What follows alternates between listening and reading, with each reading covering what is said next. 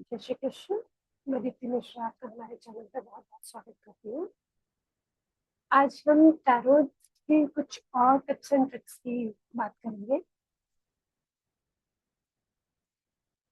जब भी आप टैरो के साथ काम करते हैं तो कुछ एक्स्ट्रा टिप्स एंड ट्रिक्स जो प्रोफेशनल्स यूज में लेते हैं, उनको ही मैं आपको बताने जा रही हूँ। आज देखते हैं अगली 5 टिप्स को। फर्स्ट है टैरो बाउंड्रीज। एक अच्छा टैरो रीडर सिर्फ कार्ड पढ़ना नहीं जानता, वो अपनी एनर्जी और अपनी रिस्पॉन्सिबिलिटी भी समझता है। बहुत बार लोग टैरो रीडर से ऐसे ऐसे सवाल पूछते हैं जो या तो अनएथिकल होते हैं या किसी और की प्राइवेसी में जाके उनके बारे में पता करके आने के लिए होते हैं, जो कि एथिकली ठीक नहीं है। जैसे कोई पूछ ले कि मेरे पार्टनर के फोन में क्या है, मेरा एक्स भी किसी के साथ है क्या, कोई पर्टिकुलर पर्सन मेरे बारे में क्या सोच रहा है। तो किसी दूसरे की एनर्जी में टैप इन होना अच्छा नहीं है। हर सवाल का आंसर देना जरूरी नहीं होता।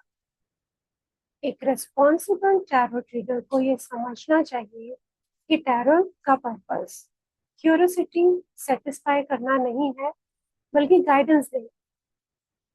इसलिए अपनी बाउंड्रीज आपको खुद को सेट करनी होगी, उनको डिफाइन कीजिए। अगर कोई क्वेश्चन आपकी वैल्यू के अगेंस्ट है तो आपको, और या आपको वहां पे अनकंफर्टेबल फील कर रहा है, तो पोलाइटली मना कर दीजिए। और वहां आप गलत नहीं है, आप बिल्कुल सही है। बाउंड्री का मतलब यहाँ पे ना कहना नहीं होता। बाउंड्री का मतलब क्या है कि मैं टैरोट का यूज हीलिंग और अवेयरनेस के लिए करूँ, किसी की प्राइवेसी में जाके वहां से इंफॉर्मेशन लाने के लिए नहीं। एक और बाउंड्री बहुत जरूरी है, टाइम बाउंड्री। कई बार रीडर्स हर वक्त रीडिंग करने लग जाते हैं, इनिशियली होता है। फ्रेंड्स पूछते हैं तो रीडिंग कर दी, फैमिली ने पूछ लिया तो रीडिंग कर दी, व्हाट्सएप पे किसी का मैसेज आया तो रीडिंग कर दी। ऐसे नहीं। अब धीरे धीरे आप मेंटली और एनर्जेटिकली एग्जॉस्ट होना शुरू कर दो।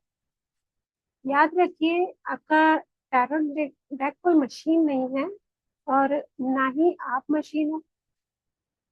जितनी रेस्पेक्ट आप अपनी एनर्जी को देंगे, उतनी ही पावरफुल आपकी रीडिंग होगी, उतनी ही पावरफुल आपकी इंट्यूशन होती जाएगी। नेक्स्ट है avoid over reading. Tarot beginners की सबसे कॉमन हैबिट होती है एक रीडिंग की। आंसर पसंद नहीं आया, दोबारा से कार्ड निकाल लिए, रीड कर लिया, फिर तीसरी बार निकाल के कार्ड रीड कर लिया, चौथी बार निकाल के कार्ड रीड कर लिए, और एंड में इतने अलग अलग आंसर्स आ जाते हैं कि आप कंफ्यूजन बढ़ जाता है।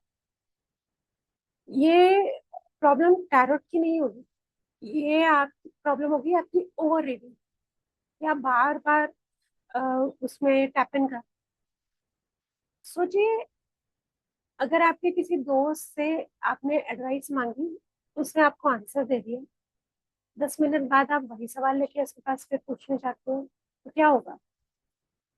उस कन्वर्जेशन की वैल्यू खत्म हो जाएगी जो आपसे फर्स्ट टाइम हुआ था आपके फ्रेंड के साथ। तो टैरोट के साथ भी बिल्कुल ऐसा ही होता है। एक रीडिंग के बाद यूनिवर्स को एनर्जी शिफ्ट करने का टाइम दीजिए। कभी कभी कार्ड्स आंसर दे देते हैं, लेकिन लाइफ को उस आंसर को अनफोल्ड होने में वक्त लगता है। अगर आप हर रोज वही सवाल पूछते रहेंगे तो आप इंट्यूशन से ज्यादा अपने फियर को फीड करेंगे। याद रखिए, ट्रस्ट और पेशेंस भी टैरोट प्रैक्टिस का हिस्सा है। एक अच्छा रीडर सिर्फ कार्ड नहीं पढ़ता, वो वेट करना भी जानता है। Next step, tarot and synchronicity. क्या आपके साथ कभी ऐसा हुआ है, आपने रीडिंग की और उसके बाद पूरे दिन आपको कोई पर्टिकुलर सिंबल बार बार दिख रहा है, कोई नंबर बार बार आपको नजर आ रहा है, जैसे 111, 222, 333, कोई पर्टिकुलर सॉन्ग आपको बार बार सुनाई दे रहा है, कोई पर्टिकुलर एनिमल या बर्ड आपको दिखाई दे रहे हैं, कोई पर्टिकुलर फ्रेज आपको दिख रहा है, आप रीडिंग कर रहे हैं तो आपको कोई कॉमन चीज बार बार दिखाई दे रही है, कुछ वर्ड्स, कोई सेंटेंस, है ना, कोई फ्रेज हो सकता है। ये सब सिर्फ कोइंसिडेंस नहीं होता है, हर बार कोइंसिडेंस नहीं होता। कई बार इसको इसको कार्ल जंग ने कॉन्सेप्ट ऑफ सिंक्रोनिसिटी कहा है, मतलब ऐसे मीनिंगफुल कोइंसिडेंस जिनका कोई मतलब निकले, सिर्फ चांस नहीं लगते, बल्कि ऐसा डीप कनेक्शन देखे जाते हैं कि वो डीप थिंकिंग, डीप कनेक्शन का हिस्सा ही होते हैं, है ना? आपको बार बार दिखाई दे रहे हैं तो कहीं ना कहीं आपके लिए इम्पोर्टेंट है, इसलिए आपको दिखाई दे। टैरो रीडिंग के बाद अगर लाइफ में कोई सिंबल रिपीट हो तो उसे इग्नोर मत कीजिएगा, ऑब्जर्व कीजिए, उसका कनेक्शन रीडिंग से समझने की कोशिश कीजिए कि आपकी रीडिंग से क्या आ, वो कैसे कनेक्ट करता है। कभी कभी यूनिवर्स आर्ट्स के बाद भी रियल लाइफ में भी वही मैसेज रिपीट करता है। ये एक तरह का कंफर्मेशन होता है कि आप सही डायरेक्शन में हैं। लेकिन एक बात याद रखिए, हर कोइंसिडेंस को स्पिरिचुअल साइन बना देना भी सही नहीं है। बैलेंस बहुत जरूरी है, तो ऑब्जर्वेशन रखिए, ऑब्सेशन नहीं रखना। नेक्स्ट है हमारा tip, card reflect energy not fate. बहुत लोग टैरोट से ये एक्सपेक्ट करते हैं कि कार्ड उनका फिक्स फ्यूचर बता देंगे, लेकिन टैरोट का काम फ्यूचर लॉक करना नहीं है।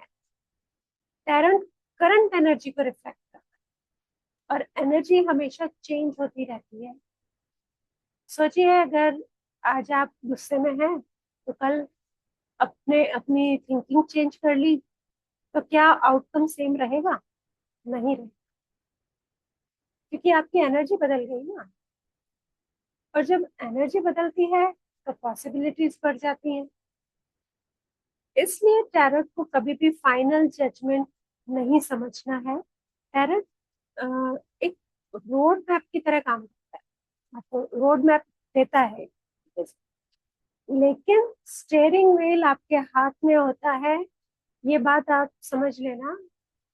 रीडर को फियर बेस्ड प्रिडिक्शन देने से भी रोकता है, और क्वेरेंट को भी एम्पावर करता है। आप याद रखिए कि कार्ड पॉसिबिलिटीज दिखाते हैं, डेस्टिनी नहीं लिखते। Next tip, readers neutral mind. और आज ये सबसे इम्पोर्टेंट टिप है, सबसे इम्पोर्टेंट सीक्रेट।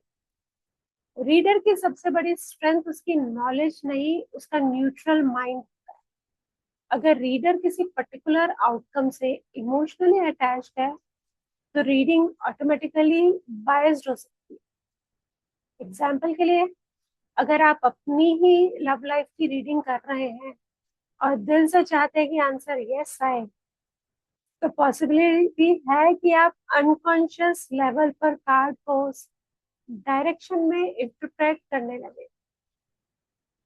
इसलिए एक्सपीरियंस रीडर्स रीडिंग शुरू करने से पहले अपने आप से एक सवाल पूछते हैं, क्या मैं इस रीडिंग को बिना एक्सपेक्टेशन के देख सकता हूँ? न्यूट्रल होना मतलब इमोशनलेस होना नहीं होता।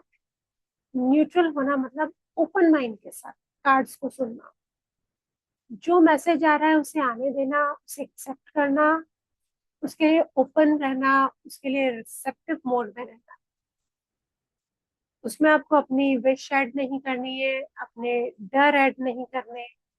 जितने न्यूट्रल आप एज अ रीडर होंगे, उतनी ही एक्यूरेट आपकी रीडिंग होगी। और धीरे धीरे आप समझने लगेंगे कि टैरोट का असली मैजिक कार्ड में नहीं, रीडर की अवेयरनेस।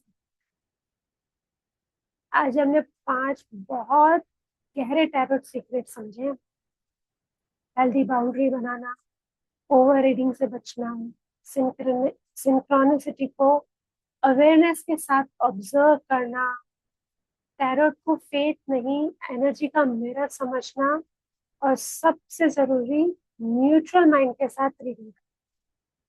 जब आप इन 5 प्रिंसिपल्स को अपनी टैरोट प्रैक्टिस का हिस्सा बना लेंगे, तब आप सिर्फ कार्ड पढ़ने वाले रीडर नहीं रहेंगे, आप एक कॉन्शियस, एथिकल और इंट्यूटिव टैरोट गाइड बनेंगे।